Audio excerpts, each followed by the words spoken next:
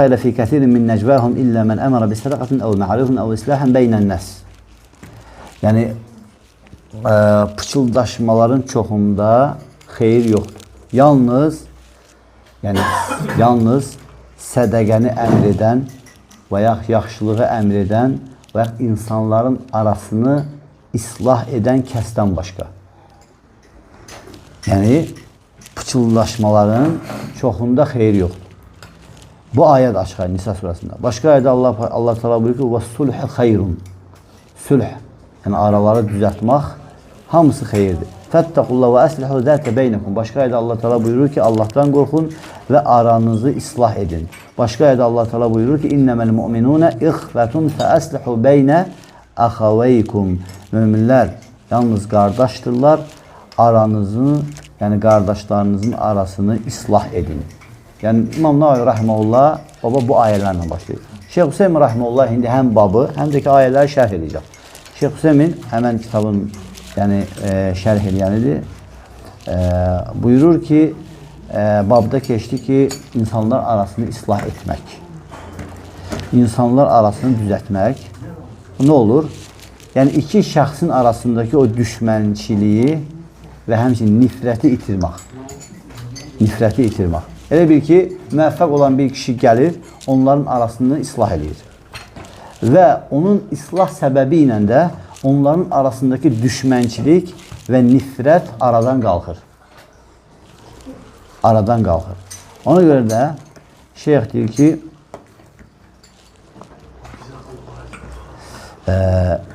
əgər iki kişinin arasında qohumluq və əlaqəsi varsa və hətta onların arasında misal üçün ara dəyibsə, onların arasını islah eləmək, başqalarının arasını islah eləməkdən daha əfsəldir.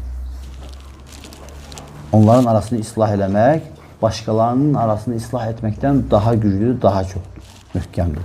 Yəni, deyir ki, ata ilə oğlunun arasında islah etmək, yəni bir kişi ilə onun dostunun arasını islah etməkdən daha əfsəldir. Ata ilə oğlunun arasını islah etmək. Çünki ata ilə oğul, yəni qohumluq baxımından daha yaxındılar. Aydın oldu.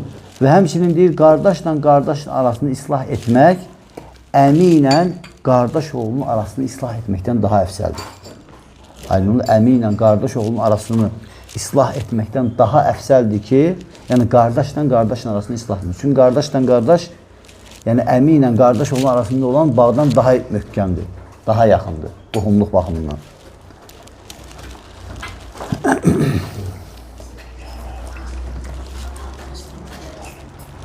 Şeyx ona görə deyir ki, bilməlisən ki, insanlar arasını düzəltmək, islah etmək ən üstün salih əməllərdəndir. Allah Teala bu haqda buyurur ki, "Lə xayrə fi kəsirin min necvahum illə mən əmərə bi sədaqatin əv ma'rufun əv islahan beynən nəs, əy illə ən-necva mən əmərə bi sədaqatin." Yəni Allah Teala buyurdu ki, pıçıldaşmaların çoxunda xeyir yoxdur. Yalnız yaxşılığa əmr edəndən, sədaqəni əmr edəndən, yaxşılığa əmr edəndən və insanlar arasında islah etməyi əmr edəndən başqa. Yəni, burada pıçıldaşmaq, ya aralarda, misal üçün, Vaqif dayı ilə mən pıçıldaşırıq sənin haqqında, arağı islah eləmək üçün. Aydın oldu? Sənin xeyriğa, məsələn. Bu icazəlidir. Aydın oldu? Bu formada. Və şeyx deyir, nəcva sözü, necə ki, ayədə keçmişdir ki, yəni bir kişinin onun dostu arasında gizli danışmaqdır. Bir kişi ilə onun dostu arasında gizli danışmaqdır. Və şeyx də deyir ki, yəni insanlar arasında pıçıldaşan, gizli danışan şeylərin çoxunda xeyir yoxdur. Yalnız yaxşılığa əmr etmək və ya sədaqəyə əmr etmək bundan istisnadır. Yəni, yaxşılıq nədir? Ayədə keçdi ki, ma'ruf Allah Teala deyir ki, illə mən əmərə bi sədaqatin əv ma'rufun əv islahun beynən nəs. Yəni, yaxşılığa əmr edəndən başqa, sədaqəni əmr edəndən başqa və insanların arasını islah edəndən başqa. Ma'ruf nədir? Ma'ruf, yaxşılıq nə deməkdir? Yaxşılıq şəriətin əmr etdiyi hər bir şey ma'ruf sayılır. Şəriətin əmr etdiyi hər bir şey ma'ruf sayılır. Bu, şəriətin əmr etdiğin içərisində əmirlər də daxildir, qadağanlar da daxildir. Aydın oldu? Şəriətin əmr etdiyi içərisində əmirlər də daxildir, qadağanlar da daxildir. Ma'ruf nəyə deyildi? Məruf şəriətin əmr etdiyi hər bir şeyə məruf deyilir. Sonra ayədə keçdi ki, "İslahən beynən-nas" və insanlar arasını islah etmək. Yəni insanlar arasını islah etmək, kişi ilə dostu arasını islah etmək. Yəni əgər araları korlanıbsa. Məsələn deyir ki, müvəffəq olan bir kişi bu məsələyə gəlir və onların arasını islah edir və o kişi ilə həmin onun dostu arasındakı o düşmənçilik və nifrət aradan qalxır. Bunu islah etmə səbəbi ilə. Yəni belə edərsə Allah Teala Quran-ı Kərimdə buyurur ki: "Və men yef'al zalika ibtigha merdat fesafa nu'tihi ecran azima." Allah Teala buyurur ki, kim bunu Allahın razılığını qazanmaq üçün edərsə, insanların arasını islah etməyi, Allahın razılığını qazanmaq üçün edərsə, fəsavfə nu'tihi ecran azimə. Biz ona öz yanımızdan böyük bir əcr verərik. Böyük bir əcr verərik. Cənnət. Böyük bir ecran azimən keçəndə çox alimlərin təfsirində burada gəlib ki, yəni cənnət verərik.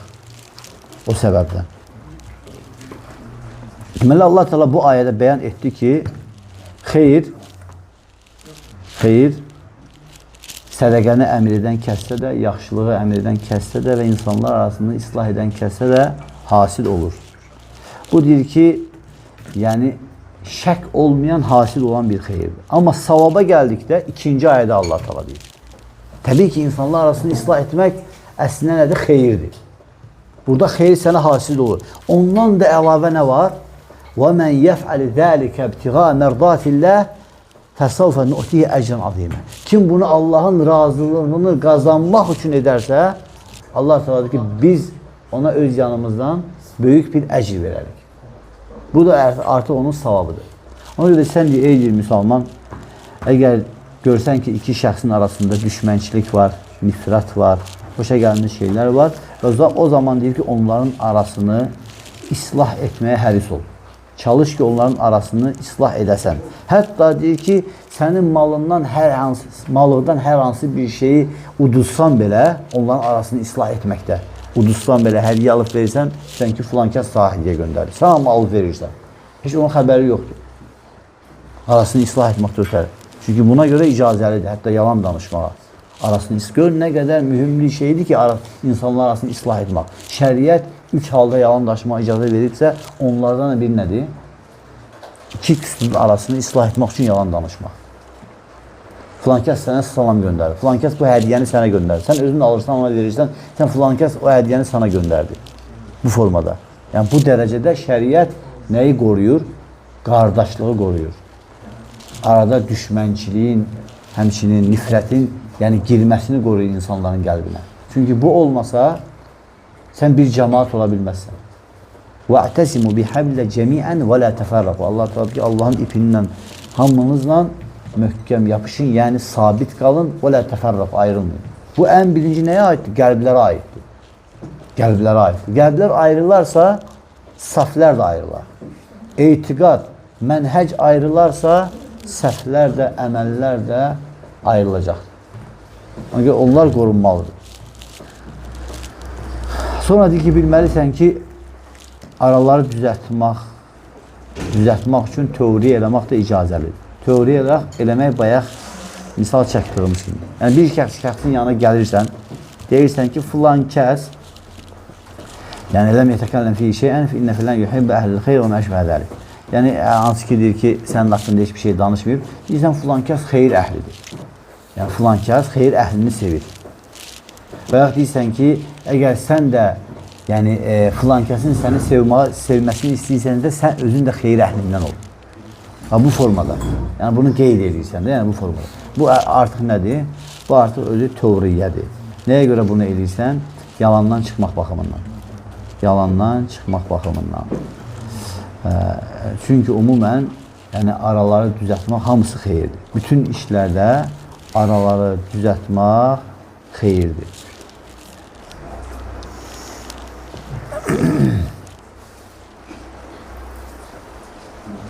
Və sonra şeyh deyir ki, hasil olan odur ki, yəni, İslahın hamısı xeyirdir. Bir eyli müsəlman qardaşım, sənin üzərində hər hansı bir, yəni iki şəxsdə aralarında ixtilaf düşübsə, o ixtilaf səbəbi ilə onların arasında yəni nifrət, düşmənçilik yaranıbsa, sən üzərinə düşən onların arasını düzəltməkdir. Nəyə görə? Çoxlu xeyrə nail olmağın üçün.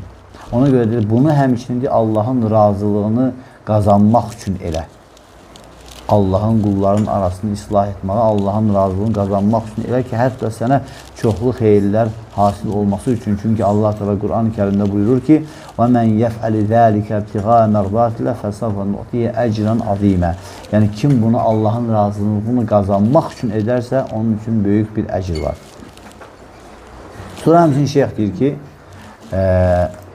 dua eləyir. Allah Teala'dan istəyirəm ki, Allah Teala bizi də versin də, yəni salihlərdən və həmçinin islah edənlərdən istəyir. Sonra ikinci Riyad-ı Salihində ikinci hədisə başlayır və ayələrdən sonra hədis, Peyğəmbər s.ə.v-in hədisini zikr edir. Hədis Əbu Hüreyrədən gəlir.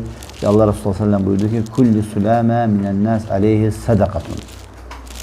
Deyir ki, insanın yəni hər bir oynağı üçün sədəqə var. İnsanın hər bir oynağının sədəqəsi var. Kullu yawmin tatlu fi ash-shams ta'dulu bayna al-ithnayn sadaqa. Həmçinin Peyğəmbər sallallahu əleyhi və səlləm deyir ki,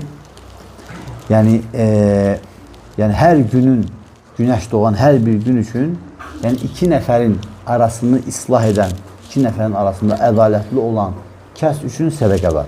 Sonra deyir ki, yəni və tu'inur racula fi dabatihi. Bir kişiyə, heyvanına, miniyinə minməkdə yardım edən kəsə və onun miniyini ona qaldırmaqda kömək eləyən kəsə, yardım edən kəsə sədəqə var. Sədəqə var. Sonra Peyğəmbər s.ə.v buyurur ki, və kəlimətü tayyibətun sədəqə.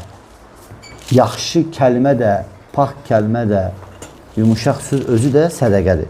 Və bi kulli xatfətin təmşihə ilə salət sədəqə. Namaza yeriyərək atdığın hər bir addıma görə sədəqə var. Və tumitul ədə anit tariq. Sədəqə. Yerdən əziyyət verən şeyi götürmək özü sədəqədir. Hədisi Buxari Müslim rivayət edir. Hədisi Buxari Müslim rivayət edir. İndi Şeyx Hüseyn Rahimullah şərh edir. Deyir ki, artıq müəllif Rahimullah o kəramətli ayədə bizim zikirlərdə artıq bizim üçün keçdi. Həmçinin kəramətli ayə dəlalət edir ki, insanların arasını islah etməyin böyük bir fəziləti var. Həmçinin hədisdə də, Əbu Hüreyrənin bu hədisində də zikr olundu ki, Peyğəmbər sallallahu aleyhi və səlləm buyurdu ki, "Yusbihu alə kulli suləmi minən-nəs sədaqatun kulli yawmin tatlu fi ash-shams." Yəni hər bir insanın deyir ki, səhər açıldığı zaman hər bir oynağının sədaqəsi var. Hər bir oynağının sədaqəsi var. Yəni süləm sözü sümüklər və yaxud da ki, oynaqlar, sümüklərlə yanaşı oynaqlara deyilir. Yəni, deməli, hər gün sənin o oynaqlarının sədəqəsi var. Oynaqlar bunlar. Hamısı oynaqlar gedir.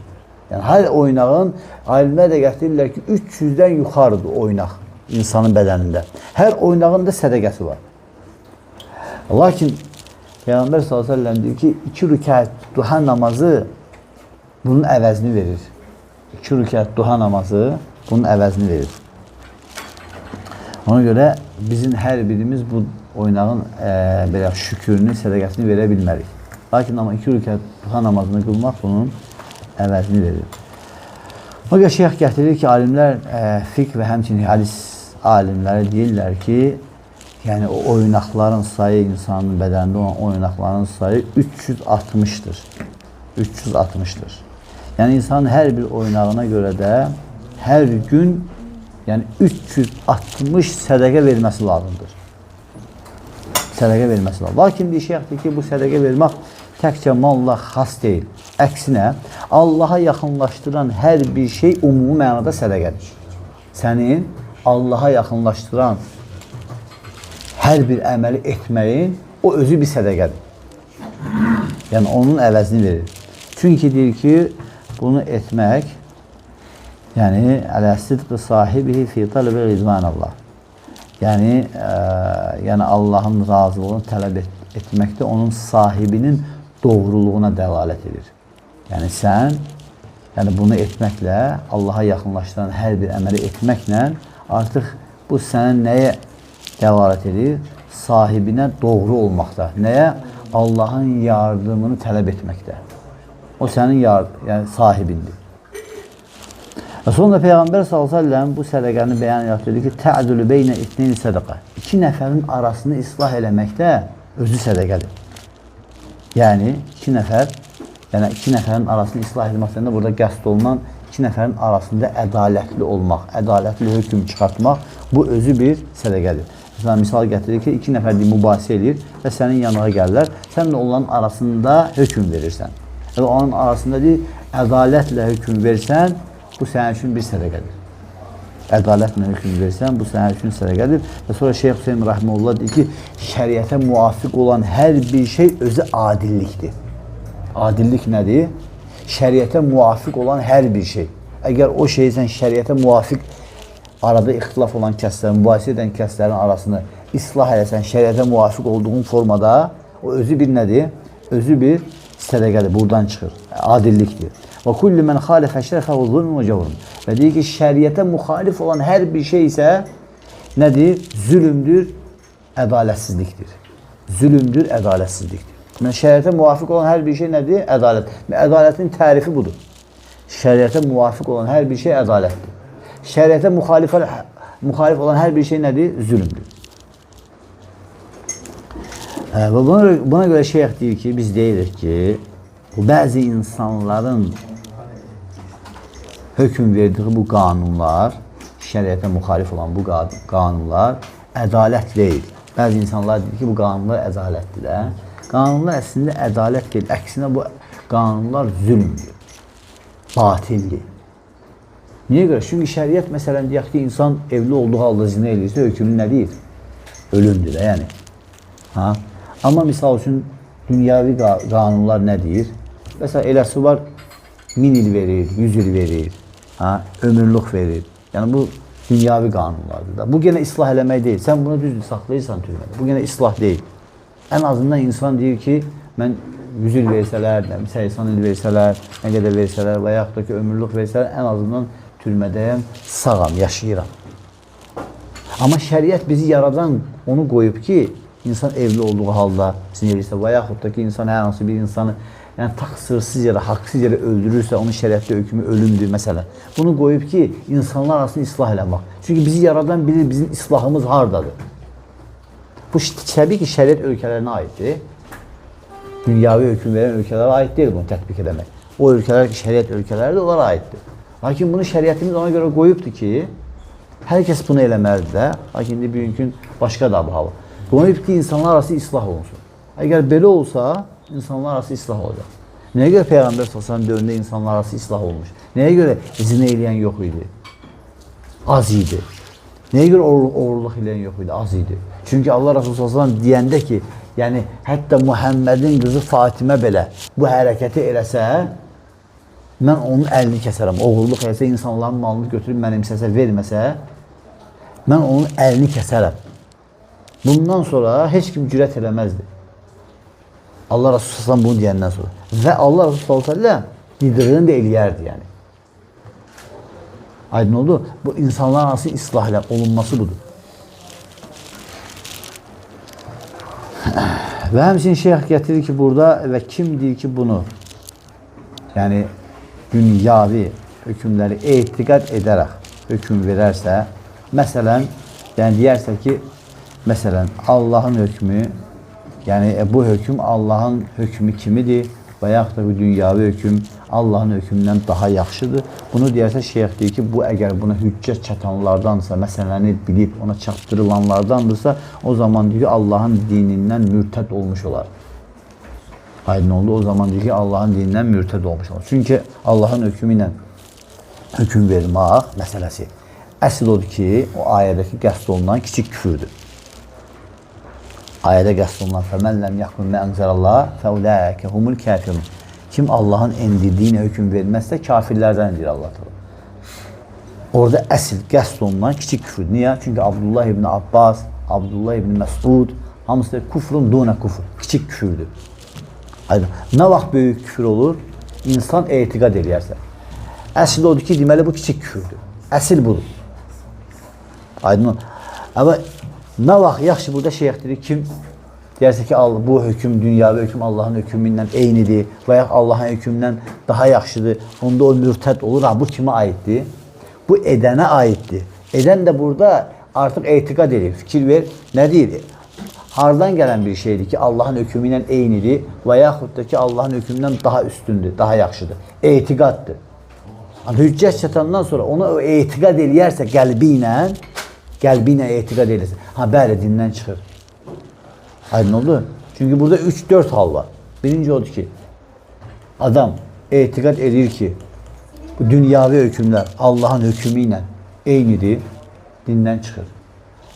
Etiqad eləyərsə ki, bu hökmlər, yəni Allahın hökmündən üstündür, dindən çıxır. Etiqad eləyərsə ki, bu dünyavi hökm, yəni bugünkü gün Allahın hökmündənsə bu daha məsləhətli, dindən çıxır. Yox, desə ki, bunlar hamısı batildir, Allahın hökmündən başqa bütün hökmlər batildir. Sadəcə, yəni mən bu ilə verirəm də hökm. Dövlətdə işləyirəm filan şey, məsələn, mən bu ilə hökm bir kimi, amma etiqad eləmir. Deyir ki, Allahın hökmünə hökm verilməlidir. Onda nə olur? Dindən çıxmır. Onda dindən çıxmır. Niyə? Çünki etiqad nə eləyir? Allahın hökmü üstündür. Etiqadı budur. Aydın oldu? Etiqadı budur. Bu da hüccət çatandan sonra üzərində hökm verilir şəxsə.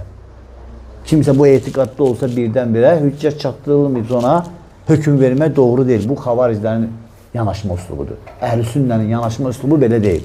Aydın oldu məsələ? Məsələ izah verdim ki, geniş məsələ qaraltılı qalmasın sizə.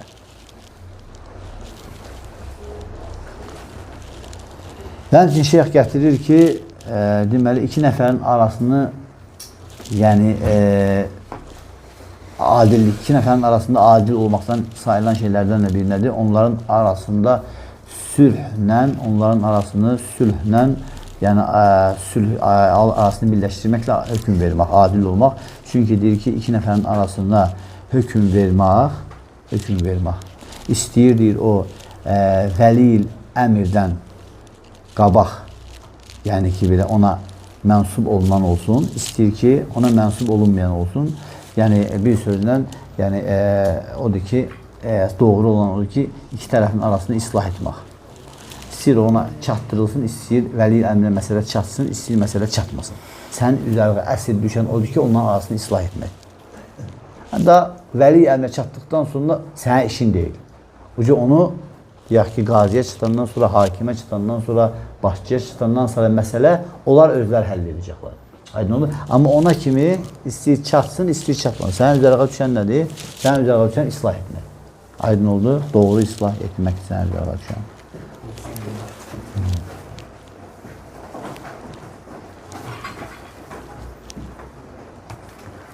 Deyir ki, sədəqələrdən sayılır bir kişinin yəni heyvanına yardım etməsi və ona çıxması üçün hansı ki, o öz heyvanına miniyinə və yaxud minə bilmir, invaliddir, xəstədir, hər hansı bir səbəbdən, yəni ona minə bacarmırsa, sənin ona yardım etməyin, yəni sədəqədən sayılır. Və yaxud da ki, özü çıxa bilir, amma malını, yükünü oraya daşıya bilmir, qoya bilmir, gücü çatmır və yenə onun malını, mülkünü oraya daşımağın özü bir sədəqə sayılır.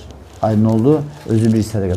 Sonra həmçinin yerdən əziyyət verən şey, hədisdə keçdi ki, Peyğəmbər s.ə.v yerdən əziyyət verən şeyi götürmək özü sədəqədir. Ona görə şeyh ki, əgər sən görsən ki, yerdə hər hansı bir şey insanlara əziyyət verir, İnsanlar onu yerdən qaldırmağın sədəqədir. İstəyir bu insanlara əziyyət verən şey daş olsun, istəyir ayna olsun, istəyir hər hansı bir ağacın gövdəsi olsun və yaxud butağı olsun. Əgər insanlara əziyyət verirsə və yaxud da ki, insanların paltarına bulaşan hər hansı bir şey olsun. Məsələn, görsən yol gəlsən leşdir, ölüdür. Misal üçün, maşın keçir, misal üçün, üstündən keçib gelirlər. Qırağa qoymurlar, yəni ola bilər maşın keçsin, kimisə üstünə atılsın, nəcisdir. Yəni bu kimi şeylər. Hamısı bura daxil. Çünki insanların xoşlamadığı şeydir. Yerdə zirzibin olması, nəcisin olması, hər hansı bir şeyin olması. Yəni bunu yerdən götürmağın sən nə sayılır? Yerdən götürmağın sədəqə sayılır. Ona görə şeyh deyir ki, yəni insanlara əziyyət verən şeyi yerdən qaldırmaq hamısı nədir? Sədəqədir. Bundan sədəqə hasil olur. Sən bunun səbəbi ilə sədəqə vermiş sayılırsan. Sədəqə vermiş sayılırsan. Deməli, Əgər deyir ki, fikir ver, yerdən əziyyət verən şeyi götürmək sədəqədirsə, o zaman deyir ki, yerə əziyyət verən şeyi atmaq da nədir? Günahdır. Ona görə bəzi insanlar deyir ki, getdim deyir Avropaya və Avropada onların gözəl bir əxlaqını gördüm. Uşaqları deyir, hər hansı bir şeyi yerə atanda uşaqların, yəni uşaqları məcbur edirdilər ki, əlində yedikləri şeyin kağızını zibil qabına atsınlar. Bizdən fərqli olaraq. Əslində bu, yəni hal-hazırda adını müsəlman qoyanların və ya müsəlmanların, yəni deyək ki, geridə qalmasına dəlalət edir. Amma əgər müsəlmanlar həqiqi şəriəti yaşasalar, yəni əslində müsəlmanlar onlara o əxlaqı öyrədib. Fikir verin, Allah Resulü s.ə.v yerdən əziyyət verən şeyi götürməyi sədəqə adlandırıbsa, yerə əziyyət verən şeyi atmaq nədir? Günahdır. Yəni, necə ola bilər ki, Allah Resulü ondan da əfsəlini deyib. Fikir ver, bir var yerə bir şey atırsan. Bir də var, yerdən atılan şeyi götürürsən. Hansı əfsəldir? Yerdən atılan şeyi götürmək əfsəldirsə, bu əxlaq, dinin əxlaqıdırsa, deməli, yəni bu yerə hər hansı bir xoşa gəlmə şeyi atmaqdan daha üstündür. Allah Resulü s.ə.v şəriətimiz üstün olanı bizə öyrədir. Deməli, üstün əxlaq dinimizin gətirdiyidir. Allah Resulü s.ə.v bizə öyrətdiyidir. Üstün əxlaq Avropanın etdiyi deyil. Üstün əxlaq Allahın Resulünün bizə öyrətdiyi. Sadəcə biz bundan qafilik. Bundan cahilik. Bilmirik. Müsəlmanlar bunu bilmir. Əgər bilsələr, heç vaxt yəni yerə əziyyət verən şeyi götürməyi, nə olduğunu başa düşsələr, heç vaxt yerə nəyisə atmazlar. Aydın oldu?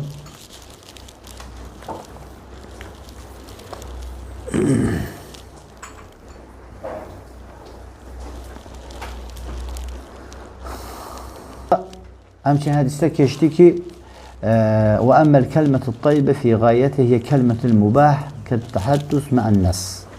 Yəni, amma yaxşı kəlməyə gəldikdə, Peyğəmbər s.ə.v deyir ki, yaxşı kəlmə, yəni pak kəlmə, təmiz kəlmə, yəni özü-özündə bir sədəqədir. Aydın oldu, özü-özündə bir sədəqədir. Məsələn, hətta mübah bir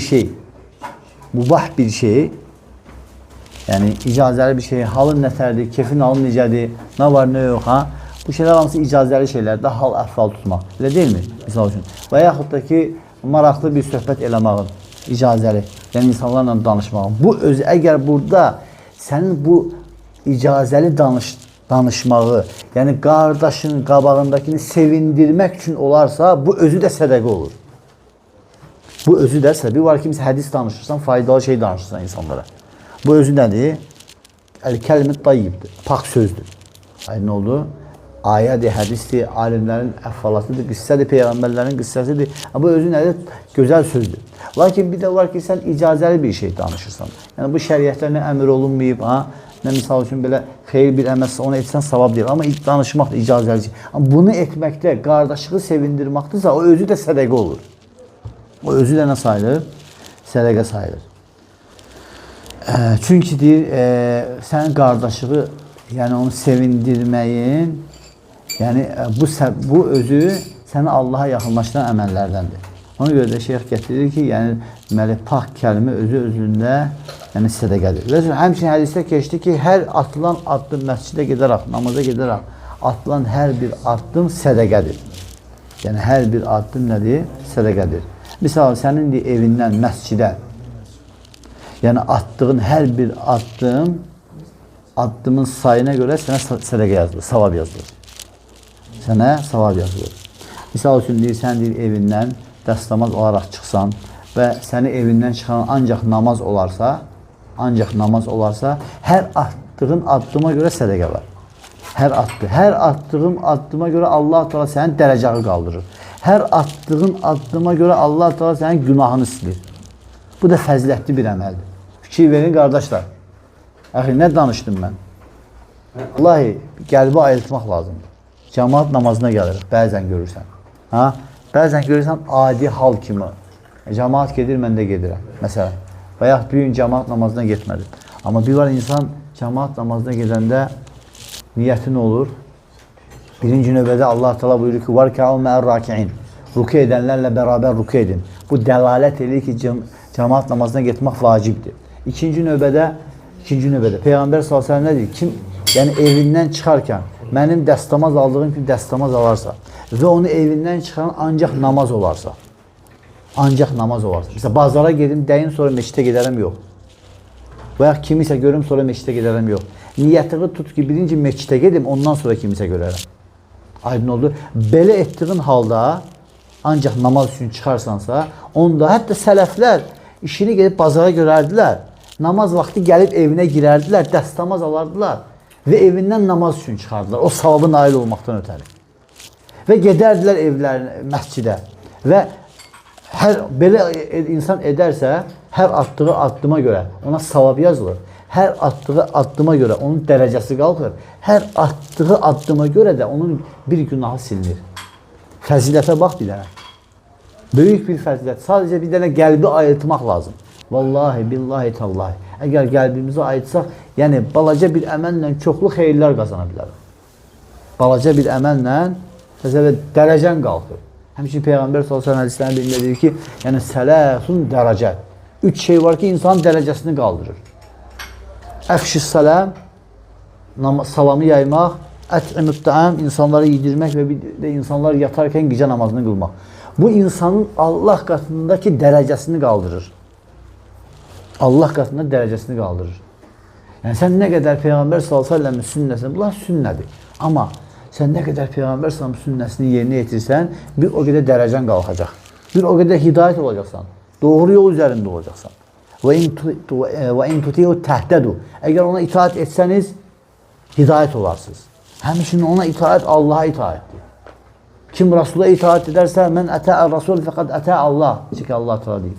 Kim Rasula itaat edərsə, Allaha itaat etmişdir. Çünki Rasula itaat Allaha ibadətdən sayılır. Rasula itaat Allaha ibadətdən sayılır. Fayda kimi qadının ərinə itaat Allaha ibadətdən sayılır. Qadının ərinə itaati Allaha ibadətdən sayılır. Ona görə deməsin ki, ərdir də, eləsəm də olar, eləməsəm də olmaz. Yəni ona görə, yəni baxın, yəni qadının ərinə olan itaati Allaha ibadətdən sayılır. Aydın oldu? Deməli, burada 3 dənə müjdə var şeyx deyir ki, evindən, fikir ver, evindən dəstəmaz alıb, yalnız məscidə çıxan üçün 3 dənə müjdə var, 3 dənə fayda var.